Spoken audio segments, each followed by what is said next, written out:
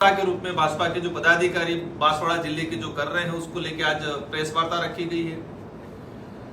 आप सबकी जानकारी में होना जरूरी है कि आजादी के बाद से आज तक इस आदिवासी बाहुल्य क्षेत्र के अंदर आदिवासी समुदाय साथ ही अन्य पिछड़ा समुदाय के हक अधिकारों को लेके, जल जंगल जमीन की लड़ाई को लेके भारत आदिवासी पार्टी बहुत तेजी से इस आदिवासी बाहुल्य क्षेत्र के अंदर ग्रोथ हुआ है और भारत आदिवासी पार्टी आने के बाद काफी परिवर्तन हुआ है, लोगों में जागरूकता आई है और इस प्रभाव को खत्म करने के लिए षड्यंत्रकारी लोगों के द्वारा ये भागीदारा विधायक को षड्यंत्र पूर्वक फंसाने का प्रयास किया गया है। आज वर्तमान राजस्थान के अंदर भाजपा की सरकार है और भाजपा की सरकार है और आपने देखा होगा कि भजनलाल जी की सरकार बनने के बाद राजस्थान के अंदर लोकसभा चुनाव हुआ, इसके बाद उपचुनाव हुआ और लोकसभा चुनाव के साथ ही बागीदोरा विधानसभा उपचुनाव हुआ था। और बागीदोरा विधानसभा उपचुनाव इसलिए हुआ था, आप सबकी जानकारी में होगा, महेंद्रजीत मालवीया जो कांग्रेस से विधायक थे, पूर्व मंत्री रहे हुए हैं और वो भाजपा में गए। और वो भाजपा में क्यों गए, क्या कारण रहे, सारी जनता को पता है, ये बताने का जरूरत नहीं है कि वो क्या कारण रहा।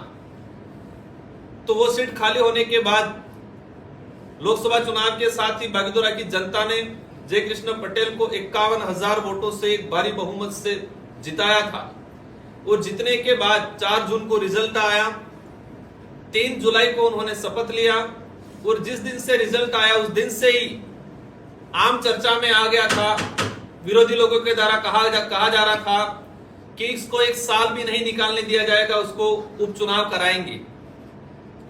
और जैसे जैसे 3 जुलाई को उनका शपथ ग्रहण हुआ, 11 जुलाई को ही विधानसभा के अंदर क्वेश्चन लगा।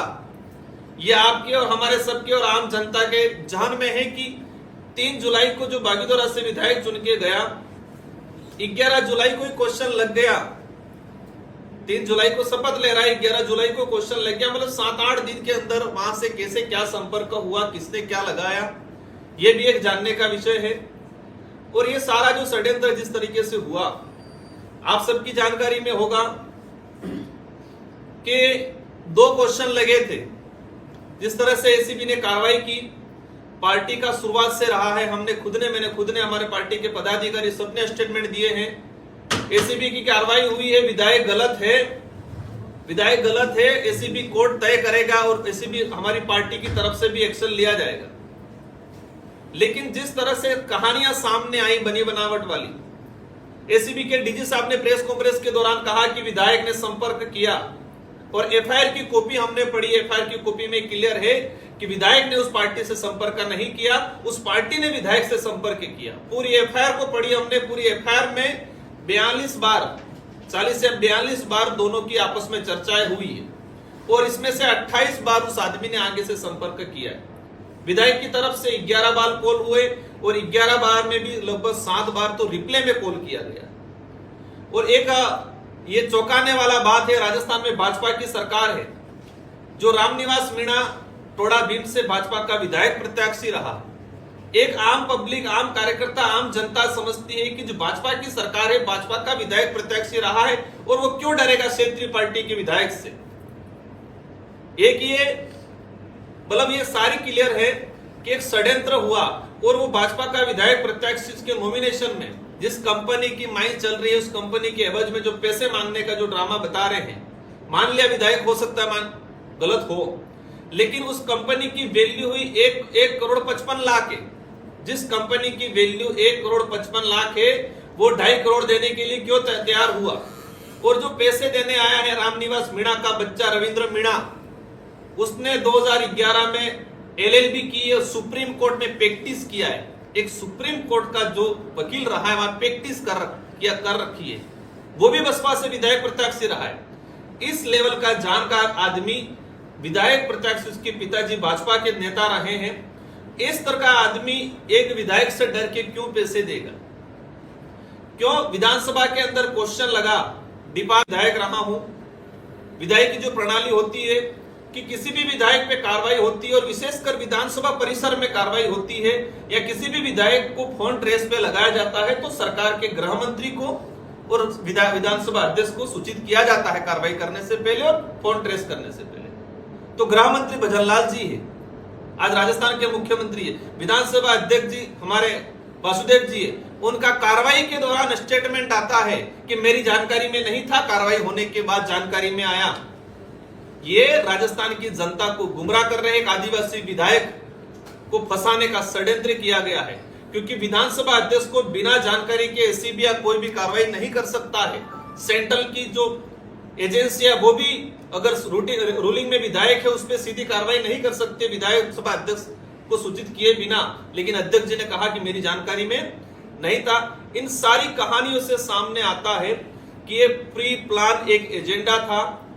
एक बागीदोरा सीट से जो चुन के गया था, बागीदोरा की जनता ने 51,000 की लीड देके जो जिताया था, और आप सबकी जानकारी में होगा ये षड्यंत्र आज से ही नहीं। इस इलाके में ये इलाका कहा जाता है संतों की भूमि है, शहीदों की भूमि, संत सुम्माल महाराज हो, मापजी महाराज हो, और यही षड्यंत्रकारी लोग राजस्थान के अंदर जब पैसा कानून बना 2011 में, उस पैसा कानून को नपुंसक बनाने का काम किया जो आज षड्यंत्रकारी लोग। ये नई बात नहीं है, लोगों की जानकारी में नहीं आया, बोली बाली जनता है, आज तक उन्होंने गुमराह किया। ये भी जानने की जरूरत है कि इस इलाके के अंदर 2013 आरक्षण को लेकर जो अधिसूचना जारी हुई, रिजर्वेशन पॉलिसी 2013 में जारी करवाई उन्होंने, मैंने खुला लिखा था ये काला कानून है इस इलाके को लेके। वही षड्यंत्रकारी लोग जिन्होंने 2013 में काला कानून पास किया। पिछली बार काकरी डूंगरी प्रकरण हुआ 2022 के अंदर, 1167 बेरोजगार युवाओं का गला घोटने का काम किया। वही षड्यंत्रकारी लोग जिन्होंने काकरी डूंगरी प्रकरण कराया। काकरी डूंगरी प्रकरण जिस दिन हुआ उस दिन बांसवाड़ा से कितनी गाड़ियां, उसके पहले दिन कितनी गाड़ियां गई थी, किस नेता के संपर्क में थी, ये भी जनता को पता है, लेकिन खौफ बना रखा है। वही षड्यंत्रकारी लोग हैं जिन्होंने आज बागीदोरा विधायक को फंसाया। आज देखते होंगे बांसवाड़ा के अंदर आरक्षण को लेके हायला घाटी जो थी, उस होयन घाटी जो थी, होयन घाटी पे आरक्षण को लेके जो आंदोलन कर रहे थे, इन लोगों को जेल में डलवा के इनको यातना देने का काम किया, वही षड्यंत्रकारी लोग हैं। इन सबको समझना जरूरत है। इस इलाके के अंदर आज पहले से दो राष्ट्रीय पार्टियां हैं, कांग्रेस और बीजेपी, लेकिन हमें यह भी जानना जरूरत है कि इस इलाके की स्वतंत्र आवाज जब भी बनी तो ये एक होने का काम किया है। 2022 के अंदर हमारे डूंगरपुर में एक मिश्रित जिला प्रमुख बनाया। ये वही षड्यंत्रकारी लोग हैं, स्वतंत्र आवाज को, हक अधिकार की बात करने वाली पार्टी को दबाने के काम के लिए दोनों पार्टियां जिला प्रमुख बनाने में एक हो गई थी। वही षड्यंत्रकारी लोग हैं जो आज इस षड्यंत्र में सम्मिलित हैं। इन सारी चीजों को जानना जरूरी है। और भारत आदिवासी पार्टी की शुरुआत से हमारे कांति भाई के नेतृत्व में कमेटी बनी है, वो जांच कर रही है, उसका भी आगे ये जानकारी में देंगे। लेकिन मैं कहना चाहूंगा बांसवाड़ा की जनता को, जो मंच पे चढ़ के माहौल बना रहे हैं, चोर है, मान गए हमारा विधायक गलत है, एसीबी तय करेगी, एसीबी सजा देगी, पार्टी भी कार्रवाई करेगी। लेकिन यह भी जानना जरूरी है कि भाजपा में जाने से 7 दिन पहले भ्रष्टाचारी थे। मैं मंच पे देख रहा था हगरू मेड़ा जी का चेहरा, जो हगरू मेड़ा जी जिला परिषद के अंदर थप थपा के चिल्लाते थे, इतना भ्रष्टाचार, करोड़ों का भ्रष्टाचार, 3000 करोड़ का भ्रष्टाचार। मैं आज उनका भी चेहरा देख रहा हूं, जो पूर्व जिला अध्यक्ष रहे थे पटेल जी, लाभचंद जी पटेल, जो सीएम को, प्रभारी मंत्री को लेटर लिखा करते थे इतने करोड़ का भ्रष्टाचार, वो कहां चला गया। ये जानने की जरूरत है कि जो रामनिवास मीणा 7 दिन पहले भाजपा में गया, 7 दिन पहले भाजपा में जाके भाजपा की टिकट लाके चुनाव लड़ा, यह भी जानने की जरूरत है कि वो आदमी इसमें फंसाने में, षड्यंत्र में है। और इधर भी क्या है आप सबकी जानकारी में है, जनता को जानने की जरूरत है। और ये देखा गया है इनके जो कार्यक्रम हो रहे हैं, जनता में आक्रोश है, जनता में आक्रोश नहीं है। बेचारी नरेगा की जनता को बुला बुला के, वीडियो को, सरपंच को पाबंद कर करके सारे उन्होंने घाटोल में, बांसवाड़ा जिला मुख्यालय पे, कुशलगढ़ पे, बागीदोरा में जो कार्यक्रम किए, इन कार्यक्रमों में नरेगा की लेबर को लाया गया है। नरेगा का पैसा नहीं आ रहा है, सरकार का डंका बजा रहे हैं। जिला प्रमुख मैडम की तरफ से कहा गया, बांसवाड़ा का डाटा निकाल के देख सकते हैं अपन कि नरेगा की सैंक्शन नहीं निकल रही है। आज लेबर पार्ट हो गया, 3-3 4-4 पखवाड़े हो गए, नहीं आ रहा है। मेट कारीगरों का साल भर हो गया, वो पेमेंट नहीं आ रहा है। लेकिन जनता मतलब कहे कि जनबल जुटाने के लिए बेचारा नरेगा मिल रहा है। जनता समझ चुकी है।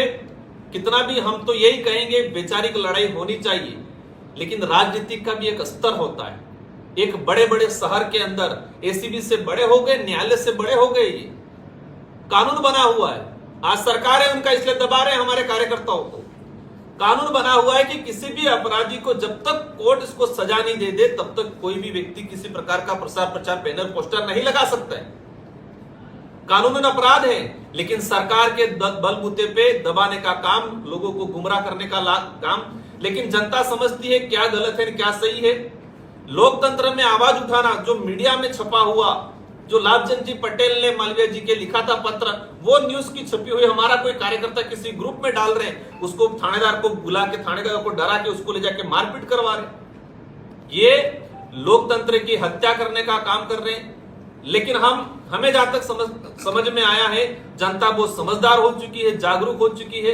आज हमारा प्रेस कॉन्फ्रेंस करने का यही रीजन था, क्योंकि कहावत है कि जो झूठ को बार बार दोहराया जाता है, कोई झूठ है उसको सच के बार बार दोहराया जाता है तो वो सच साबित हो जाता है। इसलिए जनता को भी बताना जरूरत है। एसीबी ने कार्रवाई की है, मान गए, हो सकता है हमारा विधायक गलत हो, उस पर एसीबी तय करेगी, कोर्ट तय करेगा। वो जेल में है आज, भाजपा न्यायालय नहीं है। समझ चुकी है। हम इन पे आज तक कोई आरोप नहीं लगाया। इनके आरोप, इनके जो कुकर्मों की लिस्ट है इतनी लंबी है। पूर्व जिला अध्यक्ष हो, वर्तमान भाजपा के जो जिला अध्यक्ष बने, गरीबों के हेडपंप खा गए। 200 फीट हेडपंप खोदना था, वहां 40 फीट खोद रखा है।